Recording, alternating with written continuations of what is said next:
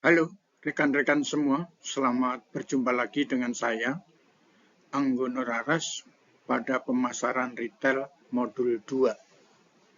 Video pertemuan kali ini temanya adalah struktur kegiatan toko, uraian tugas, dan penjualan barang retail. Retail adalah sebuah usaha atau bisnis untuk memasarkan barang kepada konsumen. Pada prakteknya, di lapangan, pemilik usaha retail akan membeli barang dari produsen dalam jumlah banyak untuk kembali dijual secara satuan, langsung kepada konsumen guna pemakaian pribadi. Usaha retail akan melakukan penjualan barang dari satu titik pembelian yang berupa toko fisik, situs online, atau katalog.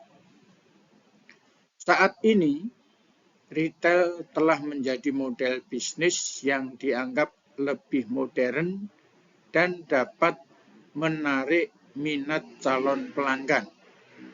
Dalam pengertian lainnya, retail juga dapat diartikan sebagai penjual eceran.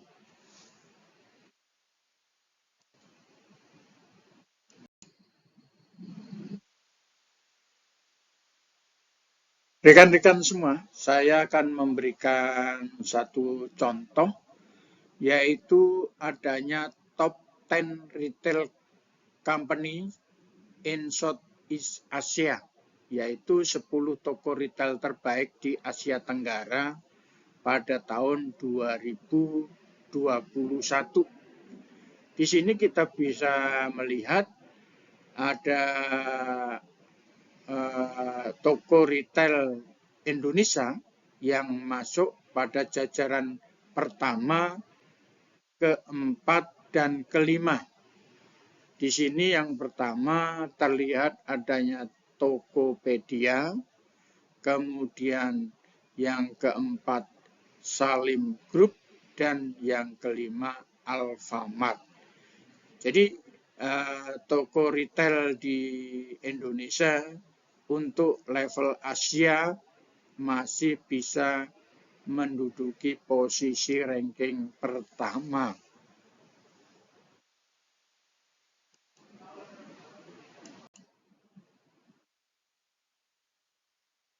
Baik, mari saya tunjukkan struktur kegiatan toko. Yang pertama, manajer toko atau store manager adalah orang yang bertanggung jawab terhadap operasional harian toko. Manajer toko berada langsung di bawah direktur atau pemilik perusahaan retail independen. Bagi retail yang masih kecil, manajer toko dan supervisor toko biasanya dirangkap oleh pemilik. Sekarang apa sih tugas manajer toko? Yang pertama, menghasilkan barang dan jasa. Artinya di sini menghasilkan barang dan jasa itu bisa membuat sendiri, bisa membeli ya. Kemudian yang kedua, menjalankan operasional toko setiap hari. Kemudian selanjutnya mengawasi semua kegiatan yang ada dalam tokonya. Kemudian berikutnya yang keempat, mengawasi semua pegawai toko. Kelima, mengawasi outlet yang ada, yaitu berupa operasinya toko, inventory, keuangan, dan lain sebagainya. Kemudian yang keenam, melakukan evaluasi tentang tren pasar dan selera konsumen.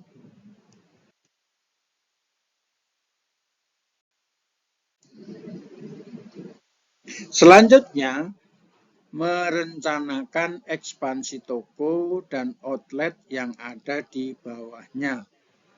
Kemudian yang kedelapan, merencanakan strategi, baik itu strategi penjualan, pembelian, promosi, pengendalian sumber daya manusia, dan pengendalian kualitas barang dagangan. Kemudian yang kesembilan, evaluasi secara periodik, target yang dicapai dan menyusun rencana ke depan. Kemudian yang ke-10, membuat laporan kegiatan toko secara berkala.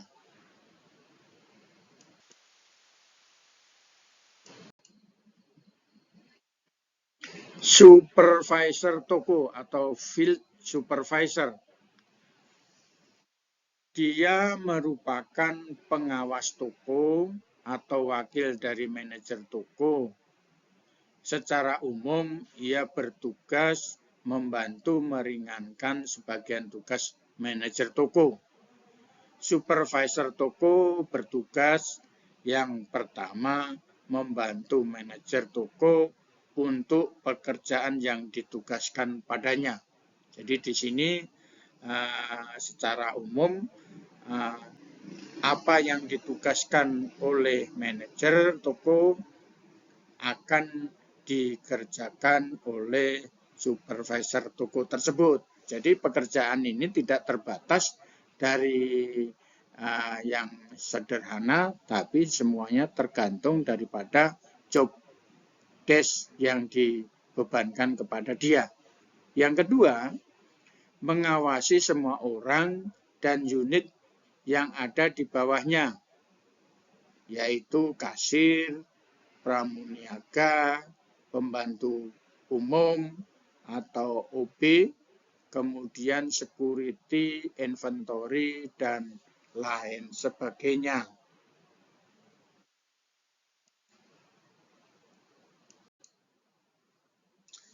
Kemudian yang ketiga, kasir atau cash register. Nah, di sini orang yang menerima pembayaran dari konsumen, baik dalam bentuk uang tunai, debit, kartu kredit, ataupun e-money. Tugasnya dari kasir adalah yang pertama, menerima pembayaran dari konsumen. Kemudian menggunakan mesin kasir dan programnya untuk pembayaran konsumen. Yang ketiga, mencetak bukti bayar setiap terjadi pembayaran dari konsumen.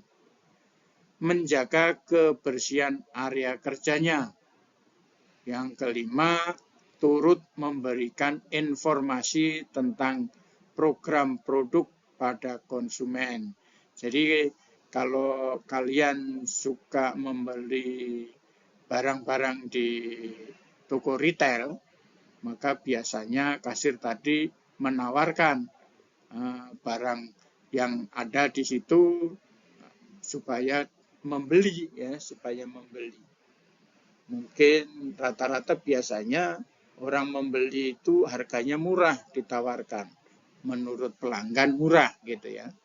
Nah, biasanya untuk melengkapi harga yang tadinya masih ganjil bisa dilengkapi atau karena tidak ada pengembalian. Kemudian turut menawarkan produk yang terbaru. Hal ini bila diminta oleh manajer toko, ya. Kemudian ramah pada konsumen. Ramah di sini mempunyai arti senyum, salam, dan sapa. Jadi jangan cemberut terus ya.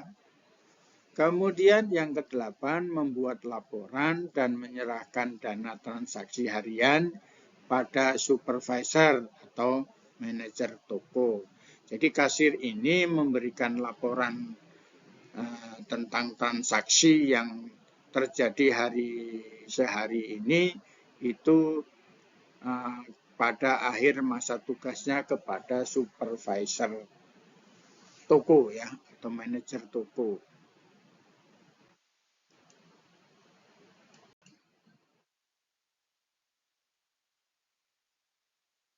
Kemudian yang keempat, staf gudang. Tugasnya melakukan pencatatan dan mengontrol barang di gudang, mencocokkan jumlah barang secara fisik dan catatan. Jadi data yang ada di dalam catatan.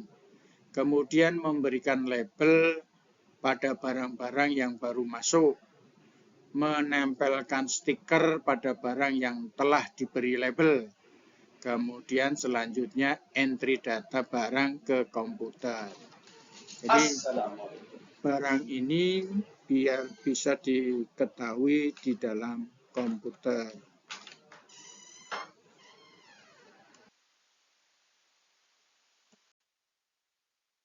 Kemudian staf keuangan.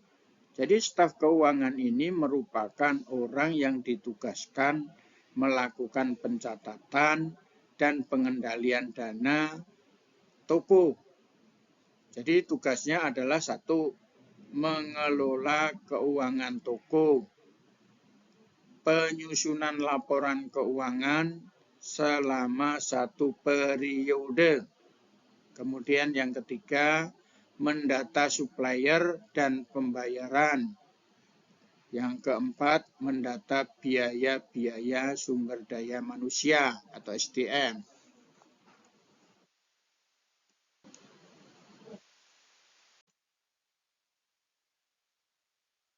Selanjutnya tentang customer service.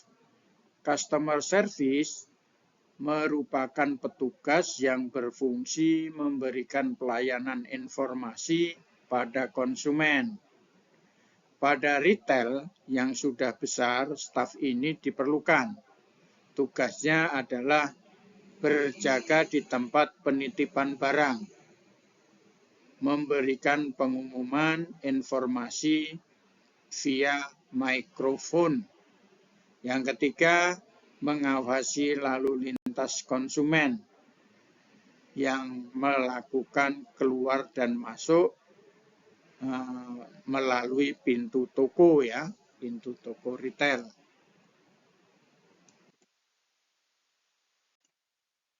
Kemudian yang ketujuh, merchandiser atau merchandiser display atau MD singkatnya.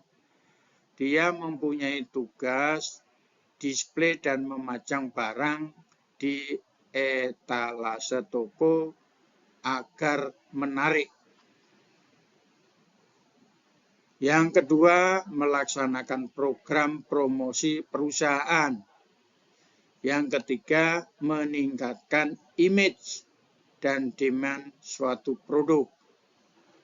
Jadi di sini kita bisa supaya pandangan kalau pelanggan melihat itu bisa tertarik dan ingin membeli, ya. Kemudian yang keempat, melakukan branding tentang suatu produk. Jadi supaya barang itu menarik, dilakukan branding. Jadi disusun sesuai dengan mereknya masing-masing ya. Selanjutnya memastikan kebersihan dan expired date produk yang didisplay terjaga. Jadi supaya barang-barang yang didisplay itu tidak ada yang expired date ya. Supaya jadi orang pelanggan tidak kecewa pada saat dia membeli satu barang, ternyata barang itu sudah expired. Waktunya sudah kadaluarsa. Yang keenam, memastikan semua price tag atau daftar barang sudah terpasang. Jadi price tag ini penting bagi seorang pelanggan ya yang akan membeli barang. Karena biasanya kalau sudah ada price tag-nya, dia tidak akan bertanya kepada petugas. Nggak perlu mencari-mencari petugas ya. Kemudian memastikan kegiatan promo berjalan sesuai rencana. Membantu agar stok produk tetap ada. Kemudian selanjutnya yang nomor 9, memastikan sistem inventory FIFO yang first in, first out. Siapa yang barang yang masuk duluan, dia yang akan keluar selanjutnya ya. Jadi tidak boleh barang masuk belakangan, nggak taunya keluarnya duluan. Karena yang dibutuhkan ini khusus untuk barang yang sejenis ya. Sejenis. Berjalan. Selanjutnya memberikan informasi tentang produk baru. Jadi kalau ada produk baru yang dijual, maka informasi ini tugasnya yang memberitahu adalah merchandiser. Kemudian memasang alat promosi seperti stiker, spanduk, dan band. Kunjungan ke toko secara berjadwal. Kemudian membuat laporan sesuai dengan ketentuan perusahaan.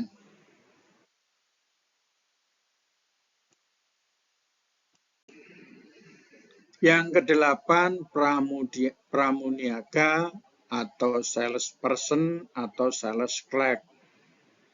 Jadi di sini pramuniaga merupakan orang yang ditugaskan menjaga counter dan melayani pembeli yang membutuhkan bantuan. Tugas dari pramuniaga ini antara lain yang pertama menjaga barang dagangan atau yang berlokasi di area kerjanya. Kedua, selalu standby di posnya. Biasanya agak di pojok areanya. Yang ketiga, merapikan susunan barang, display barang ya.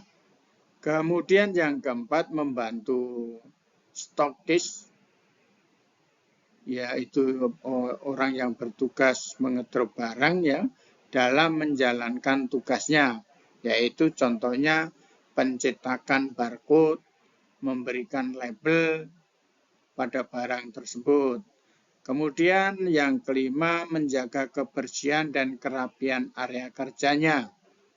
Keenam, bertanggung jawab atas kegiatan stock of name atau stock opname barang dagangan di areanya.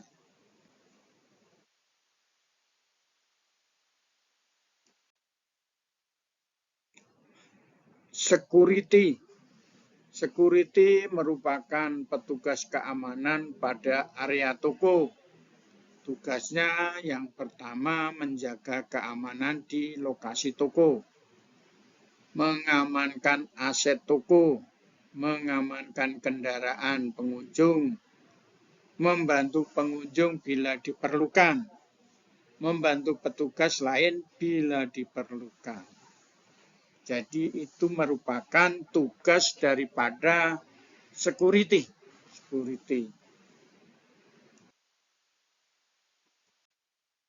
Selanjutnya, saya akan coba menjelaskan tentang office boy atau OB.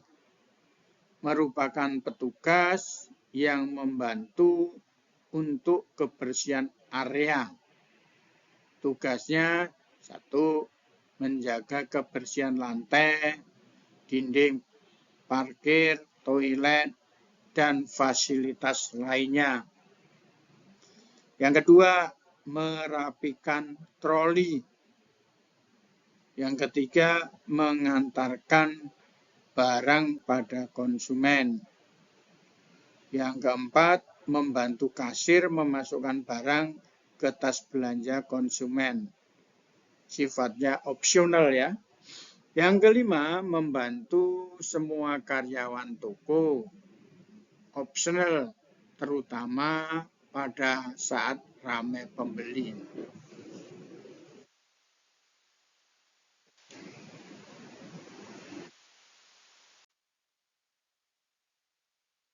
Rekan-rekan semua, saya akan memperlihatkan kepada Anda tentang struktur organisasi retail besar. Jadi kita lihat di layar monitor, terlihat bahwa di situ ada struktur organisasi, di mana kita lihat di puncak, di kotak paling atas itu ada ditulis manajer toko. Kemudian ditulis supervisor toko. Selanjutnya supervisor toko itu membawahi 4 kotak, ya. Yang pertama kasir, pramuniaga, staf keuangan, dan staf gudang. Kemudian di bawahnya keempat staf daripada supervisor ini ada security dan OB, ya. Security dan OB, di mana kita sudah tahu tugas dari masing-masing petugas ini, mulai dari manajer toko, supervisor, sampai ke security dan OB. Jadi ini adalah gambaran untuk struktur organisasi retail besar.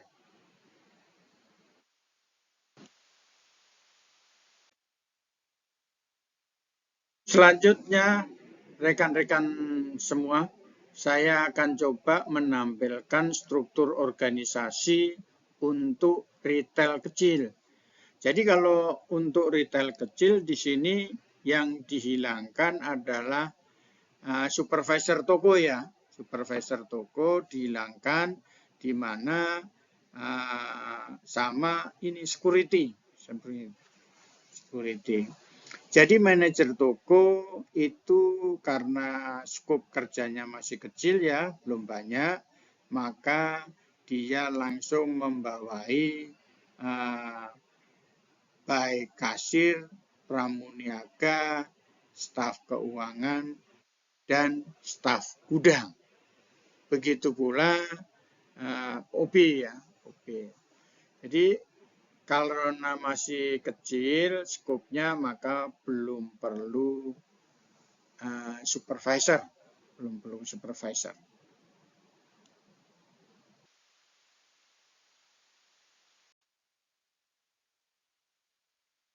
Mari kita lihat tentang jam buka toko. Jam kerja karyawan berbeda dengan perusahaan kebanyakan. Jika jam toko buka terlalu panjang, disarankan karyawannya dibagi atas 2 shift. Toko retail buka 7 hari dalam seminggu. Biasanya pada hari libur lebih ramai. Beberapa toko retail jam operasionalnya 20 jam, 24 jam. Kemudian karyawan toko retail istirahat bergantian dan tidak ada istirahat secara bersamaan, seperti yang terjadi pada perusahaan pada umumnya. Kemudian setiap awal masuk kerja, manajer toko atau supervisor toko selalu memberikan briefing sekitar 10 menit dan pulang wajib membuat laporan kerja masing-masing.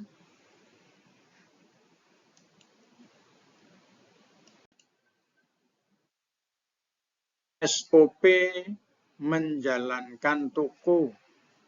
SOP itu singkatan dari standar operasional dan prosedur. Adalah petunjuk atau buku pedoman menjalankan toko retail.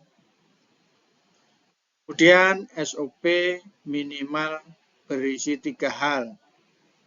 Yang pertama, standarnya apa, operasionalnya bagaimana, dan prosedur kerjanya seperti apa.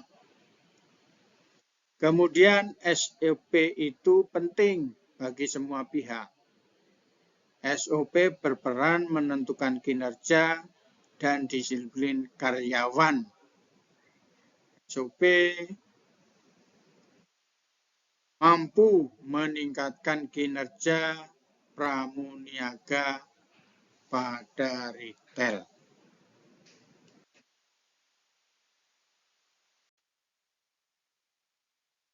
Penjualan barang retail, pemasaran retail dan promosi barang toko.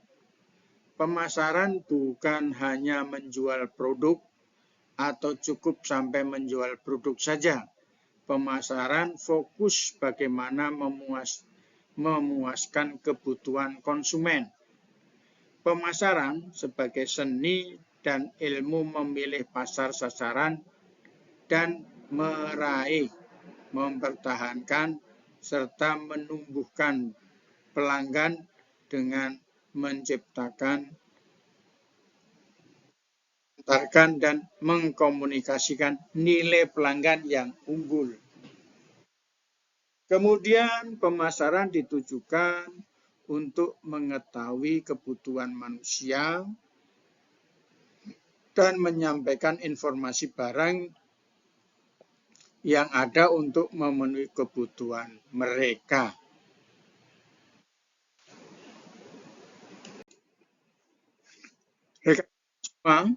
Kita lihat tujuan daripada pemasaran.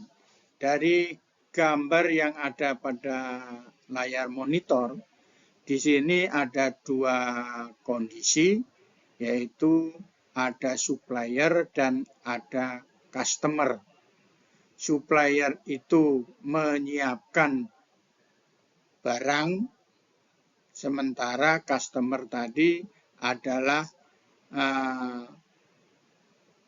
orang yang membutuhkan barang tersebut. Jadi supplier tadi dia mempunyai barang yang mempunyai nilai, baik itu bentuknya barang fisik, pelayanan atau servis, dan benefit. Kemudian customer memperoleh barang, jasa atau manfaat atau benefit tadi yang mempunyai nilai ditukar dengan uang. Jadi supplier memberikan barang atau jasa,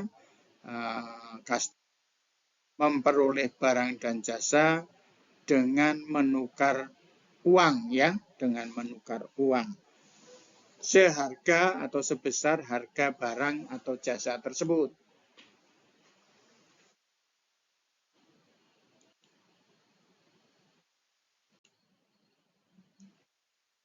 Agar retail berdaya saing. Yang pertama,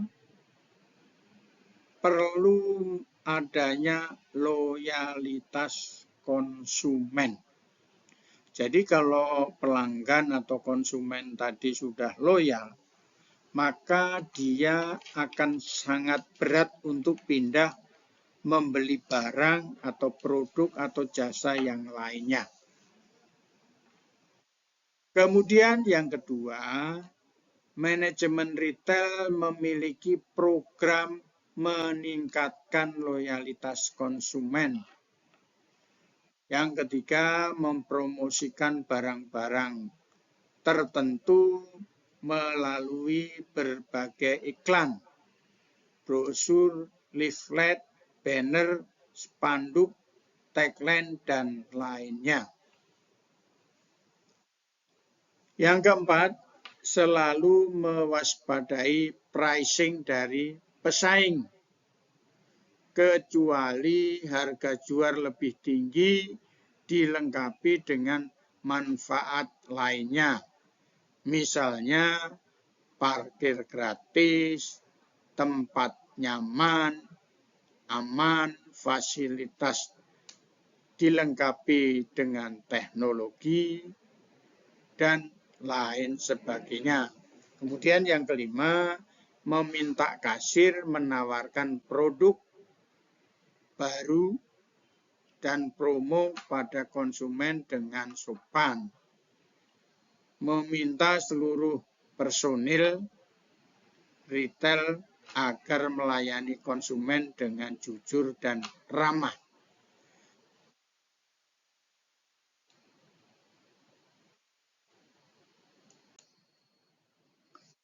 Kebutuhan manusia dan konsep pemasaran. Jadi kalau kita melihat gambar pada layar monitor ya, di sini ada kebutuhan, kemudian dia akan ada keinginan, kemudian apabila ada sumber daya yang lain, dia akan membuat permintaan, ya kan? Jadi keinginan tadi kalau tidak mempunyai biaya atau keuangan, permintaan juga tidak akan terjadi, ya. Contohnya Anda mau beli online, tadinya milih-milih, tapi karena tidak punya uang, ya tidak terjadi permintaan, ya kan? Nah, dengan adanya permintaan tadi akan ditangkap oleh penawaran, ya, penawaran. Jadi sehingga antara permintaan penawaran bertemu, yang pertemuannya itu di pasar ya, di pasar, pertemuan pertukaran barang dan uang itu disebut pasar ya, pasar. Sehingga bisa dilakukan satu monitoring ya, berapa harganya, kemudian siapa yang membeli, berapa jumlahnya, dan lain sebagainya.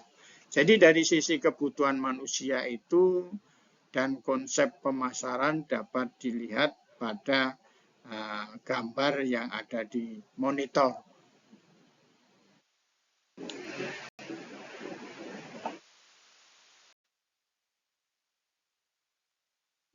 Kebutuhan mempunyai 5 dimensi, yaitu kebutuhan yang dinyatakan, kebutuhan real, kebutuhan yang tidak dinyatakan, kebutuhan yang disenangi, dan kebutuhan rahasia.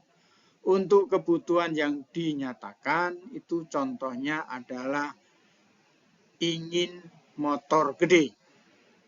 Kemudian kebutuhan real, contohnya adalah motor itu dicari yang murah, bensin hemat, suku cadang tersedia di mana-mana. Itu kebutuhan real ya. Kemudian kebutuhan yang tidak dinyatakan, contohnya harapan pelanggan dapat pelayanan ramah dan menyenangkan. Jadi semua atau hampir semua pelanggan itu mempunyai harapan bahwa akan dilayani dengan baik, situasinya enak. Nah, itu kebutuhan, tapi itu tidak dinyatakan. Kemudian yang keempat, kebutuhan yang disenangi. Contohnya, konsumen akan senang memasukkan antivirus dalam komputer baru yang dibelinya. Supaya di sini karena habis membeli laptop baru, maka supaya aman dipasang atau diinstal antivirus ya, aplikasi antivirus. Kemudian yang kelima, kebutuhan rahasia. Contohnya, konsumen ingin terlihat sebagai orang kaya yang pintar, pembeli yang cerdas, dan lain sebagainya.